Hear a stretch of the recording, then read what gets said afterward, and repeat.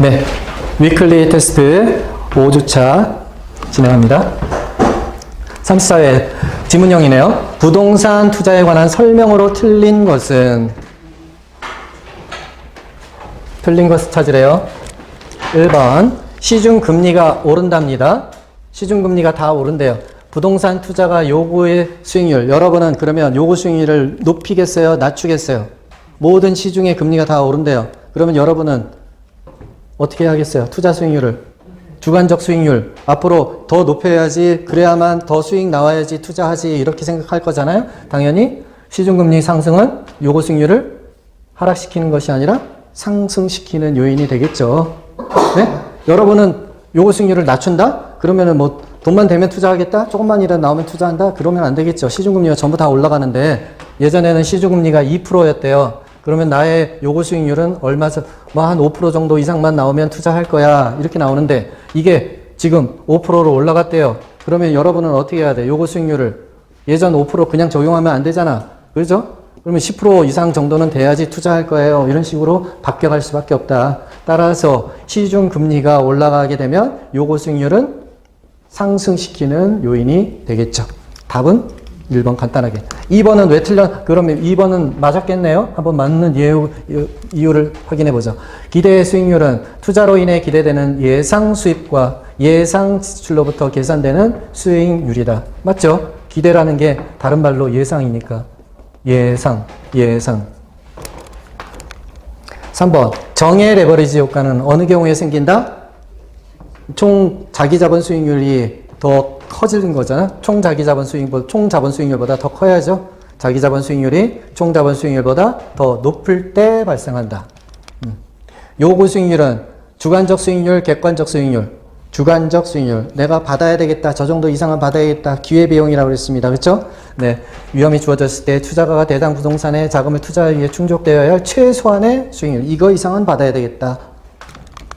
그 다음, 부동산 투자자는 담보대출과 전세를 통해 레버리지를 활용할 수 있겠죠. 네. 그럼 우리가 뭐 레버리지 기본 개념으로 배웠던 거고. 그래서 답은 1번이고요. 네. 그 다음, 부동산 투자 위험에 대한 설명으로 옳은 것은? 이렇게 항상 위험은 매년 물어봐요. 이렇게. 자, 표준 편차를 다른 말로 우리는 위험이라고 그랬어요. 위험 자체가 표준 편차야. 그러니까 위험이 작을수록 위험은 커진다. 말이 안 되죠? 네. 위험 회피형 투자가는, 일반 사람들은 다 위험 회피형 투자가 했어요. 변이 계수가 높은 게 좋은 거예요? 낮은 걸 선택한다? 낮은 거. 작은 투자안을 더 선호한다. 맞네요? 네. 왜? 변이 계수는 어떤 뜻이 있긴 있다. 개념 자체가, 변이 계수 개념은 1% 당 위험의 크기를 얘기하는 것이 변이 계수라고 했으니까, 변이 계수가 작아야지 위험이 작은 거죠? 네. 이거, 경제 침체, 인플레이션 심화는 체계적, 비체계적. 경기 침체, 내가 컨트롤할 수 있어요, 없어요? 인플레이션, 컨트롤할 수 없죠? 모든 자산에 다 영향을 미치는 위험이니까, 저거는 무슨 위험? 체계적 위험에 해당하는 거지, 비체계적 위험에 해당하는 것 아니다. 답을 여러분이 지금, 제가 답을 맞추고 제가 푸는 게 아니잖아요. 여러분이 느낌이 오셔야 돼. 정답이 왜 그렇다, 왜 틀리다는 거를 정확하게. 리얼. 부동산 투자가가 대상 부동산을 원하는 시기와 가격에 현금화가 안 된대요. 너무 비싸서 등치가 크다 보니까 현금 마음대로 팔려고 하는데 거래가 잘 안 돼가지고 현금화 시키지 못한다. 그걸 무슨 위험? 유동성 위험. 리퀴디티가 없다. 유동성 부족에 의한 위험에 해당한다. 그건 맞네요. 네.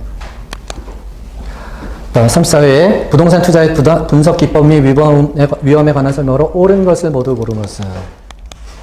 경기 침체로 부동산 수익성이 악화가 야기되는 위험은? 경기 침체래요. 그래서 그 위험을 사업 위험이라고 하는 거죠. 네. 코로나 이후에 지금 경기, 공유 오피스 큰 기업 도산했다고 그랬잖아요. 그렇게 사업이 망가졌다. 예, 사업 위험이죠. 공실, 부채 서비스액은 유효 총소득을 산정하는 데 필요한 항목이다. 이다, 아니다? 항목이 아닌 거 기억한다. 뭐, 공부 감소. 공부 감소 좋은 거예요, 안 좋은 거예요? 공부를 감소하면 안 되잖아요. 공부 감소는 유효총소득에 속하지 않죠. 네. 공실, 부채 서비스, 감가상각의 소득세.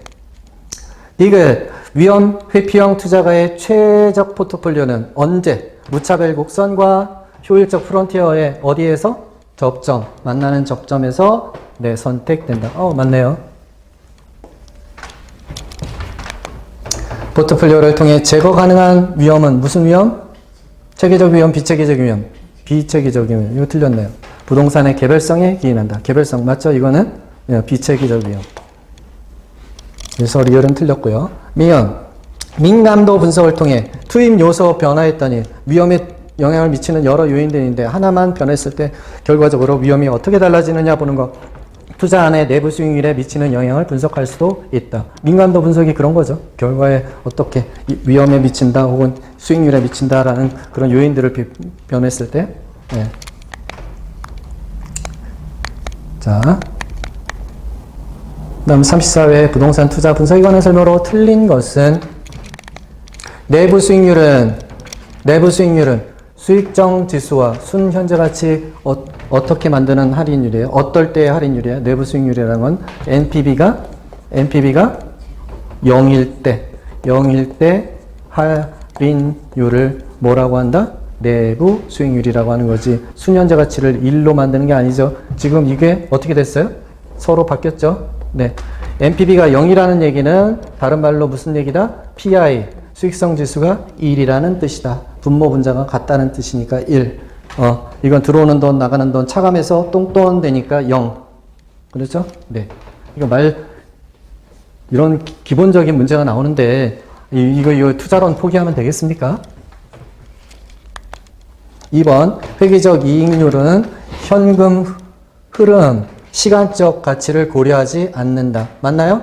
회계적 이익률법은, 그렇죠? 우리가 고려하는 건 뭐예요? 고려하는 건 세 가지다. NPV, PI, IRR, 할인현금 흐름법. 세 개는 시간 가치를 고려한 거고, 그거 외에 나머지는 회계적 이익률법, 비율 분석법, 어쩌고 저쩌고 나오는 건 전부 다 뭐다? 시간 가치를 고려하지 않은 비할인현금 흐름 분석법이다. 내부 수익률법에서는 내부 수익률하고 뭐하고 비교해? 요구 수익률과 비교를 해가지고 내부 수익률이 크다면 투자 가치가 있는 거죠. 다음 순현재가치법, 내부 수익률법은 할인현금 수지 분석법에 해당한다. 맞죠? 네. 담보 인정 비율은 부동산 가치에 대한 융자액에 대한 비율이다. 대출 금액 비율이죠. 맞습니다. 네. 이거는 내가 볼 때는 그냥 한 과정만 들었어도 이 정도는 맞춰야 되는 거죠. 그죠? 이건 뭐 이렇게 고마운 문제지, 이런 거. 자, 5억 원의 부동산을 인수하고자 한다. 해당 부채 감당률 얼마인가요? 자, 이렇게 나오면 이 비율의 정의를 먼저 알고 있어야죠. DCR, 부채 감당률은 뭐분의 뭐?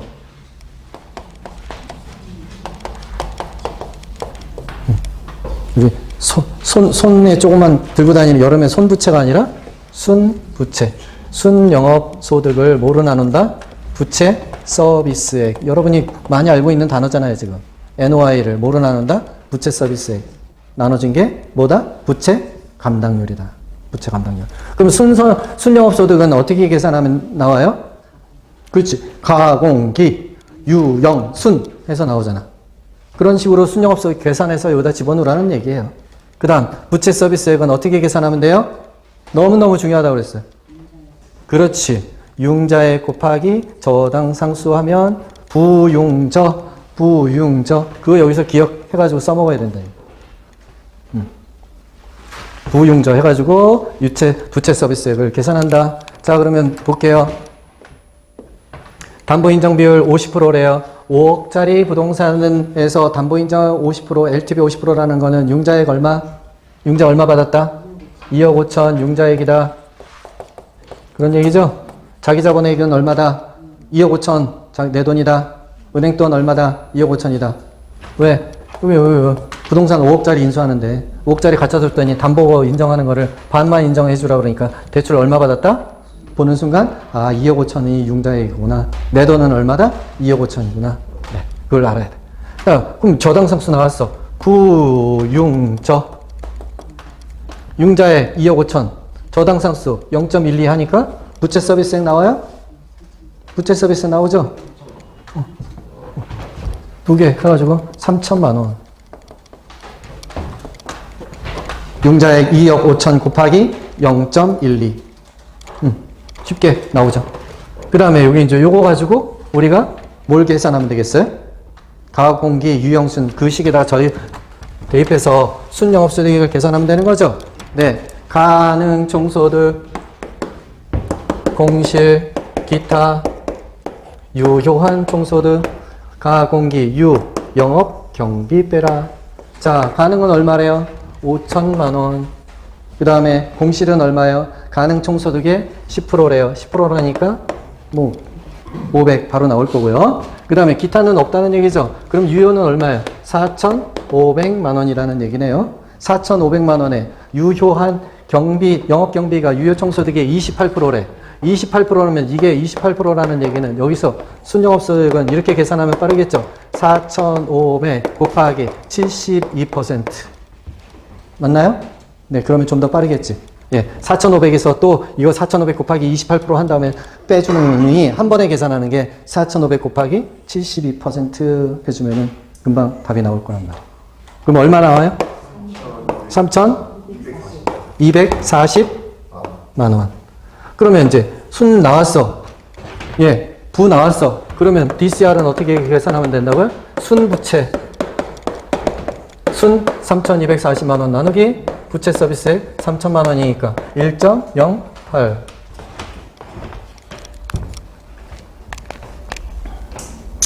자, 1년간 운영 수지다. A의 세후 현금 흐름 승수는, 그럼 세후 현금 흐름 승수를 기억해야 되는데 우리가 1, 2월에 배웠던 거 기억하면 이런 거죠. 승수라는 거는 회수 기간을 말하고 수익률의 역수를 얘기한다.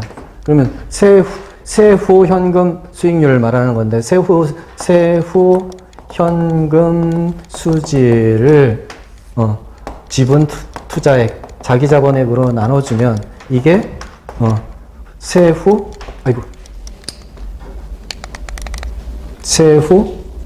현금 수익률이죠. 세후 현금 수익률을 이건 이 얘기인데 지금 그 승수는 이거를 뒤집은 거라 그랬잖아요. 그러니까 뒤집었다니까 승수라는 건 세후 현금 수지 지분 투자액을 뭐로 나눠준 거다? 세후 현금 수지로 나눠주면 되는 거죠. 분모 분자를 서로 뒤집어 놓은 거. 자, 세후 현금 흐름 승수라는 것은 지분 투자액 자기 자본액 지분 투자액을 뭐로 나눴다? 세후 현금 흐름으로 나눴다. 자, 세후 현금 흐름은 우리가 알고 있기를 어떻게 계산하는데요? 가공기 또 유형순 그 다음에 부채 서비스액을 빼면 그때 세전 나오고 세전에서 또 영업소득세를 빼면 세후가 나오는 거죠. 세후 현금 흐름. 그래서 지금 맨 마지막 이거를 계산해야 되잖아요. 이걸 여기다 주고 지분 투자액은 얼마래요? 자, 보세요. 문제. 일단 먼저 지분 투자액 확인해야지. 지분 투자액은 3억 6천만 원. 3억 6천만 원 일단 되어 있죠. 그럼 세후 현금 흐름은 어떻게 계산하면 돼요? 이렇게 집어넣으면 되는데 여기 봤더니 그거 다 계산할 필요 없이 어떻게 하래요? 가능 총소득은 6천만 원가 6천만 원에서 빼야 돼. 공실 얼마? 15%. 그러면 15% 빼는데 여기다가 85% 곱해주면 이게 유효 총소득이 나온다는 얘기죠. 유효 총소득에서 경비 빼야죠. 영업경비. 영업경비는 이 중에서 어떤 거야? 500만 원이네. 500만 원 빼주면. 그러면 순영업소득 나오고 순영업소득에서 또 얼마 뺀대요? 600만 원. 부채 서비스 빼면 얼마가 나와요? 예. 그러면 여기가 세전 나오는 거죠. 세전에서 또 400만 원을 빼면 나오는 게 세후 현금 수지 흐름이 나오는 거죠. 네. 그래서 이거 가공기 유형순 계산해서 차례로 덧셈 뺄셈이니까 이것도 시간 잡아먹기 게임이지 이게 뭐 어려워서 못하는 거 아니잖아요. 가공기 유형순만 해서 차례로 덧셈 뺄셈만 잘하면 돼. 그러면 여기다가 집어넣으면 된단 말이에요. 그래서 세후 현금 흐름이 얼마 나왔어요? 3,600. 그래서 3억 6천을 3,600만 원으로 나누니까 당연히 10이라는 숫자가 나오네요. 정답은 10이야. 이 10의 의미는 뭐라고요? 승수. 승수니까 회수 기간이다. 아, 지분 투자액 3억 6천을 언제 회수할 수 있는데, 아, 매년 3,600만 원씩 세후 현금으로 벌어들일 수 있으면 10년 걸린다. 그런 얘기예요. 그래서 승수는 무슨 뜻이다? 투자 회수 기간. 투자 회수 기간. 다음 주 우리 할 때 이거 비율 분석법이나 다시 한번 볼 거라고 그랬으니까 이거는 다음 주에 더 자세하게 할 겁니다. 자, 갑은 아래 조건으로부터 부동산 10억 원을 투자했다. 또 투자 분석에 대한 산출값으로 틀린 것은 순영업소득, 원리금 상환의 유효총소득, 지분투자액 나왔네요. 유효총소득은 어떻게 계산하면 돼요? 가공기, 유영순 하면 되는데 여기서 봤더니 유효총소득이 4년 나왔어. 그러면 유효총소득 분의 유효한 총소득은 총투자액을 나눠주면, 그러면 이게 유효한 총소득 승수라는 얘기죠. 지금 정의상 아까 요 벌어들이는 걸 가지고 총 투자액 넣으면 몇 년 걸리는데 이게 4년 걸린다는 얘기. 여기. 근데 총 투자액 얼마래? 총 투자액 나왔어요, 안 나왔어요? 10억. 그렇죠, 여기 10억. 10억. 그러면 이거 물어보면 어떻게 해야 돼? 자리 바꾸면 된다고 그랬어요. 그럼 10억을 4로 나눠주면 되니까 2억 5천만 원 금방 나오죠? 예, 어려울 거 없습니다. 부채 비율은 정의가 뭐예요? 부채 비율은 자기 자본 분의 융자액을 얘기를 하는 거예요. 총 투자액이 아니라 10억이 아니라 지분 투자액이 얼마예요? 지분 투자액 8억. 그렇지. 분모가 8억. 8억 대비 융자액이 얼마 껴있냐? 그게 정의가 부채 비율이에요. 부채 비율은 8억 중에서 8억 대비 대출액 얼마예요? 10억 중에서 8억이 내 돈이니까 융자 얼마 받았다? 2억이지, 2억. 이거 융자액 못 찾는 사람이 있을까요? 있겠죠? 우리 학원 안 나온 사람들은 못 찾을 거예요. 우리 학원 나오면 당연히 찾죠. 10억, 8억, 예, 2억 찾습니다. 그러면 2 나누기 8이니까 4분의 1이니까 25%. 맞네요. 네.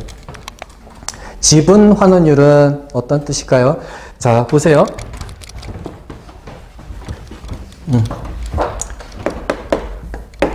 총 투자 수익률. 이거는 아까 우리 첫 시간에 어떻게 계산했어요? 총 투자액분의 순영업 소득으로 계산했어요. 그죠? 네. 그 다음에 지분 투자 수익률이라는 거는 어떻게 계산하면 된다? 분모가 지분 투자액. 지분 투자액이라고 하니까 다른 말로 자기 자본액이라는 얘기죠. 그 중에서 여기는 세전 현금 흐름을 얘기를 합니다. 세전. 그럼 지분 투자액은 얼마? 3억? 8억. 세전 현금 흐름은 여기 주어졌나요? 네. 어떻게 계산하면 돼? 이거는 순영업소득에서 뭘 차감하면 돼? 부채, 서비스액 그냥 빼주기만 하면 세전 현금 흐름 나오는 거죠. 순영업소득 얼마? 2억 원. 부채 서비스액 얼마? 2천만 원. 그러니까 이거는 1억 8천만 원. 1억 8천 나누기 8 나누면 22.5% 맞나요? 네. 22.5%인데 여기 25%로 나왔으니까 3은 틀렸다. 네. 자, 4번. 순소득 승수는 총투자. 요 종합자본 환원율, 종합환원율. 이거를 종합환원율. 이렇게 고쳐놓을게요. 종합환원율. 순영업소득을 총투자액으로 나눈 것을 종합환원율. 이거를 분모분자를 바꿨다. 그러면 승수가 된다고 그랬어요. 그 승수 이름이 여기 순영업소득이 들어가기 때문에 순영업소득 승수 이렇게 되면 돼. 자, 그러면 순소득 승수가 5라면 5분의 1이 종합환원율이라는 얘기죠. 5분의 1은 얼마야? 20%죠. 이게 답이면 이것도 답이어야 돼. 그렇죠? 같은 얘기를 그냥 분모분자 바꾼 거야. 어렵지 않죠. 집어넣으면 된다. 순영업소득 2억, 총투자액 10억, 20%. 자, 이거를 왜 낼까요? 그 시간 잡아먹으려고 하는 거죠. 이거는, 그래서 이런 문제는, 웬만하면 알 수는 있지만, 그래도 우리가 다 민법하고 막 하다 시간 쫄리다 보니까, 쫄릴 때 급하면 이런 문제 나오면 제끼고 가는 게 맞겠죠. 네. 요령이에요. 예. 그러나 어렵지는 않다. 자, 그럼 여기 한번 보세요. 종합환원율이라는 뜻은, 환원율이라는 것은 어떤 뜻이냐? 미래 발생하는 이 소득을 총 투자로 나눠준 그때의 할인율, 그를 일종의 수익률 이렇게 계산할 수가 있겠죠. 근데 우리가 첫 시간에 봤던 총 투자 수익률하고 어떤 차이가 있을까요? 총 투자 수익률을 계산할 때 우리 아까 이런 거 이렇게 계산했잖아요. 총 수익은 순영업 수익에다가 더하기 처분 이득에다가 빼기 부채 서비스 나누기 총 투자액. 기억나시죠? 순영업 소득에다가 처분 이익을 더한 다음에 이자 비용 빼줬어. 그래서 그것을 총 투자액으로 나눴을 때 나오는 게 총 투자 수익률이에요. 총 투자는 부채 서비스가 안 빼네요. 자기 자본 수익률을 빼주고. 자, 총 투자 수익률 얘기하면 벌어들이는 게 영업 소득뿐만이 아니라 뭐까지 있었다? 처분 소득까지 다 고려해서 모든 수익을 계산해서 그때의 수익률을 계산한 거를 총 투자 수익률이라고 얘기를 하고요. 종합 환원율 나오면 영업소득만 계산하는 거예요. 영업소득만. 처분이익은 계산 안 하고, 앞으로 처분이익은 뭐 그게 팔아봐야 그때 시세가 어떨지 잘 모르니까 그때 따지는 게 이름이 종합환원율이에요. 환원율 얘기하면 뭐다? 현재 그냥 영업소득만 계산한 거다. 영업소득에 그 따른 수익률. 영업소득에 따른 수익률을 다른 말로 뭐라고 한다? 종합환원율. 그러면 여러분은 이 개념을 어디서 많이 써먹냐? 여기에서보다는 지금 현재 갖고 있는 필수서 중에서 131페이지를 펴보세요. 131페이지. 감정평가를 가면 감정평가를 하는 세 가지 방식이 있어요. 원가법, 그 다음에 거래사례 비교법, 그 다음에 수익환원법 있어요. 근데 수익환원법에서 수익가치, 우리가 이게 수익환원법의 근거는 뭐라고 그랬어요? 영속성, 토지의 영속성, 부동산의 영속성에서 출발해서 그게 장기적으로 소모가 안 되기 때문에 영업이익과 처분이익을 나눌 수 있다. 그래서 영업이익이 발생됐을 때 그때 영업이익을 가지고 그 건물, 부동산의 가치를 계산하는 방식이 수익환원법이다. 그때 어떻게 나눈다고요? 순영업소득, 예상되는 순영업소득을 뭐로 나눠주면 돼? 환원율로 나눠주면 그것을 뭐라고 한다? 수익환원법에 의한 수익가액, 감정가액이라고 얘기한단 말이에요. 네. 환원율. 그래서 환원율이 뭔데? 영업소득만을 총소득으로 나눠줬을 때의 수익률을 얘기하는 것이다. 예. 그냥 투자 수익률인데, 자, 어려울 거 없죠? 예, 그거 하나 기억해 주시고요. 자, 1번 볼게요. 부동산 투자에 관한 설명으로 틀린 것은 1번, 투자가는 부동산의 자산 가치와 운영 수익의 극대화를 위해 효과적인 자산관리 운영 전략을 수립할 필요가 있다. 자산 가치 올리고 영업 수익 늘리려면 어떻게 해야 돼? 관리 잘해야죠. 뭐 마케팅 잘하고 청소 잘하고 건물이 문제 하자 없도록 관리를 잘하는 수밖에 없으니까 예, 관리 전략을 수립할 필요가 있죠. 당연한 얘기고요. 금리 상승이래요. 그거는 또 나왔네요. 금리 상승하면 요구 수익률을 올려요, 내려요? 올린다. 올리죠? 맞아요? 왜 틀면 안 돼, 이걸. 예. 남들 다 올라간대. 다 금리 다 올린대. 그러면 나도 임대료 더 받든지 해야 되는 거잖아. 요구 수익률 다 높이는 거죠. 그렇지 않으면 투자 안 한다. 3번. 이거는 34회에도 나왔던 질문 또 나왔어요. 그죠? 동일 투자 자산이라도 개별 투자자가 위험을 서로 갖지 않으려고 기피한대요. 그러면 요구 수익률은 높아져요? 낮아져요? 응? 여러분은 지금 위험이 많이 있을 것 같아. 그러면 요구 수익률을 낮춰야 돼? 높여야 돼? 높여야죠, 당연히. 그런 뜻이란 말이에요. 민감도 분석을 통해서 또 나왔네, 민감도 분석. 3, 4에도 나왔네. 투자 가치 영향을 검토할 수 있다. 네. 그럼 답은 5번이겠네요. 순현재 가치는 투자가의 내부 수익률로 할인한 현금 유입의 현가에 현금 유출의 현가를 차감한 것이다. 이 뒤에 부분은 맞았는데 뭐가 틀렸어요? 뭘로 할인한다?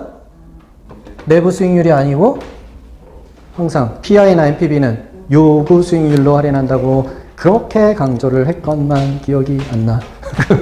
이러면 안 되죠. 내부 수익률 아니고 요구 수익률이다.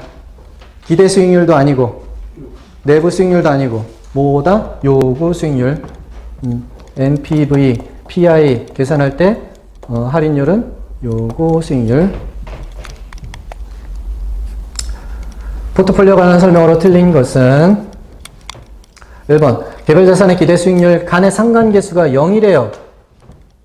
0이라는 얘기는 완전히 별로 관계가 하나도 없다는 얘기죠. 완전히 반대로 움직인다는 거예요? 관계가 없다는 거예요? 관계가 없다는 거예요. 우리는 지금 이거 별로 생각지 않았어요. 완전히 관계가 없다, 반대로 움직이는 거 아니면 똑같이 움직이는 거 둘 가지고 얘기를 따졌죠. 0으로 가지고 따진 적도 없어요. 근데 시험에 어떻게 나왔어요? 상관계수가 0인 두 개 자산으로 포트폴리오를 구성한다면 포트폴리오 위험 감소 효과 최대로 나타난다? 언제 최대로 나타난다? 우리는 배웠어요. 어떻게? 상관계수가 마이너스 1일 때 최대로 분산 효과가 발생해서 그때 어떤 거를 줄일 수 있다? 어떤 위험을? 마이너스 1일 때 어떤 위험을 줄일 수 있다? 비체계적 위험이 제로가 된다. 그렇게 반복해서 얘기를 했었고요. 예, 상관계수가 마이너스 1일 때 완전히 반대로 움직이는 거 수익률이 그렇게 구성하면 그때 위험 감소 포트폴리오 분산 효과가 최대가 된다고 했어요. 0은 아니고요. 2번 포트폴리오의 기대 수익률은 개별자산의 기대 수익률을 가중평균한 것이다. 맞죠? 어떤 비율로 가중평균한 건가요? 확률.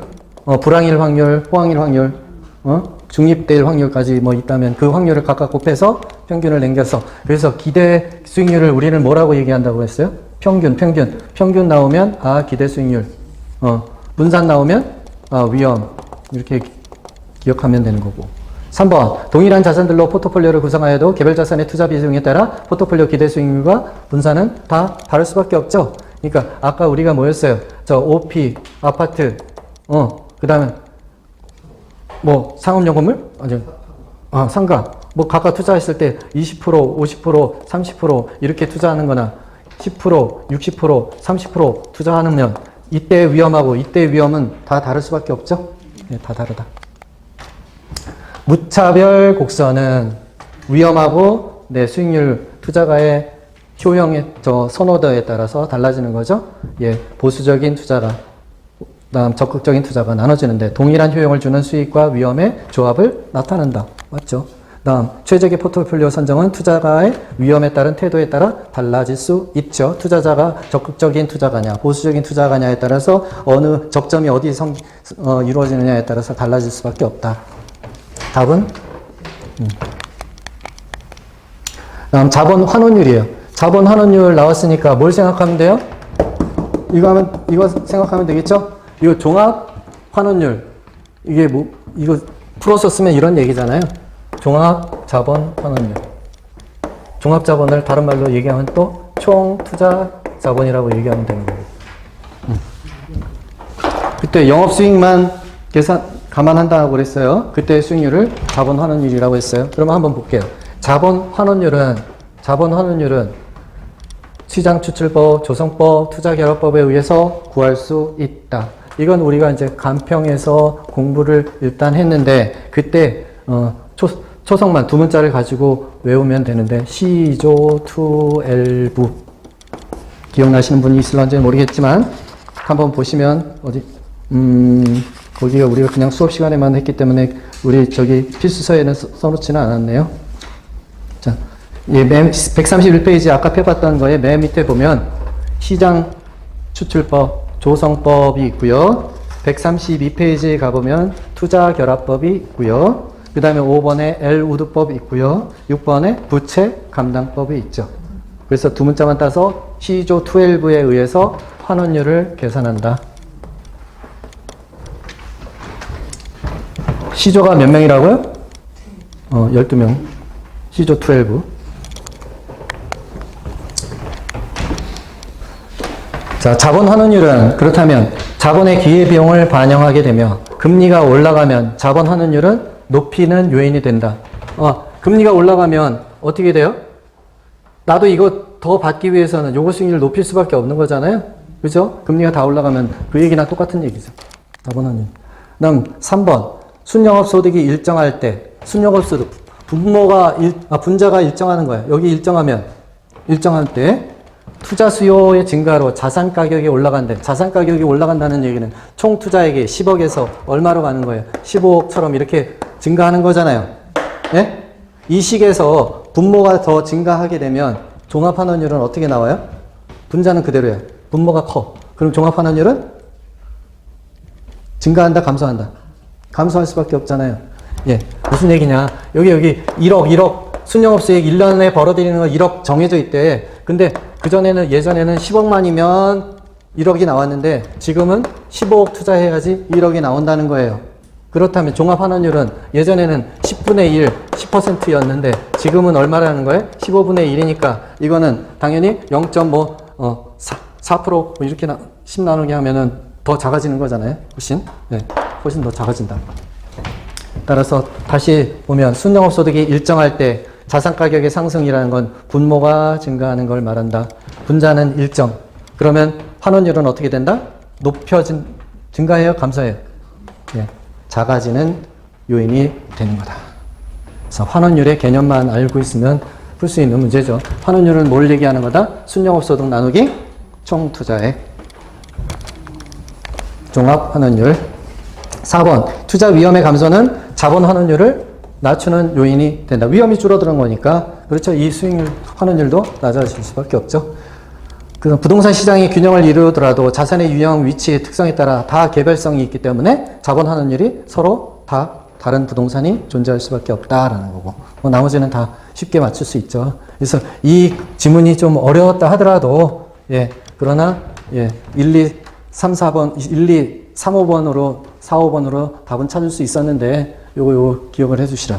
환원율, 자본 환원율을 얘기할 때 그것은 어떻게 구하는 것이다? 순영업소득 나누기 총투자액을 말하는 것이다.